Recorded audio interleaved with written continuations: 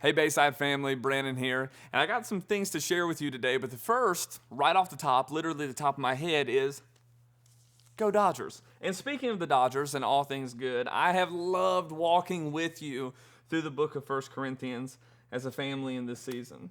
And I love in 1 Corinthians, there's this one moment in chapter 6 where Paul starts detailing things that people could be deceived by, sins that they could fall into, immorality that they could get caught up in. And then he comes to verse 11 in chapter 6 and says these words, "And that is where some of you were."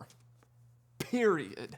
End of the sentence. He lists all these things and he says, and let's be honest, some of you were there. That's where you were when you met Jesus, where you heard the good news, but you were washed, but you were sanctified, you were justified in the name of the Lord Jesus Christ and by the Spirit of our God. I mean, that's good news if I've ever heard good news. He said, oh yeah, all of these things, some of you were there, but you were washed. That means you were made clean. You were sanctified. That means you were set apart. And you were justified, which means you were been given the title of just and not guilty in front of God. All of that to say, that fills me with gratitude. I read that, and the first thing I think is how grateful I am. Because I'm the only one here between us that knows where I was when I met Jesus.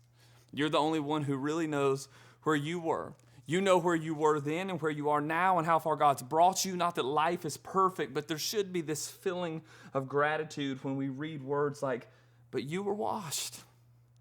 You were sanctified. You were made just in the sight of God because of the love of Jesus. Now, speaking of gratitude, I got to say something on that to get us real practical today. I think when it comes to the moments that surprise you, C.S. Lewis said that you could be surprised by joy. That joy could come out of nowhere and just hit you. And you could be full of gratitude in those moments. So whether it be in the little things or the huge things like Christ, I want to ask you today to speak those things. Speak it out into the air. I am so grateful for this. To write those things down.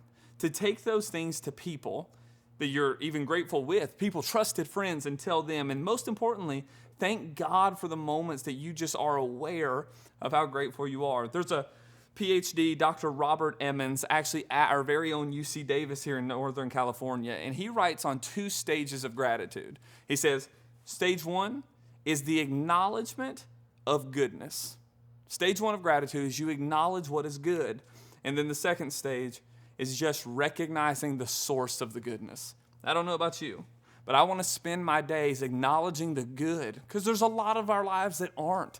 There's a lot going on in our world that isn't, but I want to acknowledge the good, and then I want to recognize the source of the goodness, whether that be just something in my relationship with God, or if it's someone, a friend, I want to call that out and call that out in them. I want you to do that. I want to give you the challenge that one of the most cathartic things a human can do is speak goodness into the world. So today, where you find yourself grateful, I want you to speak it. If it's with somebody else, I want you to speak it. If it's while you're walking your dog and you're thinking how grateful you are to God that the leaves are changing and everything is beautiful in the fall here in Northern California or wherever you are, speak it. Say it out loud. It's cathartic for the human soul, but acknowledge the goodness. And then acknowledge the source of that goodness.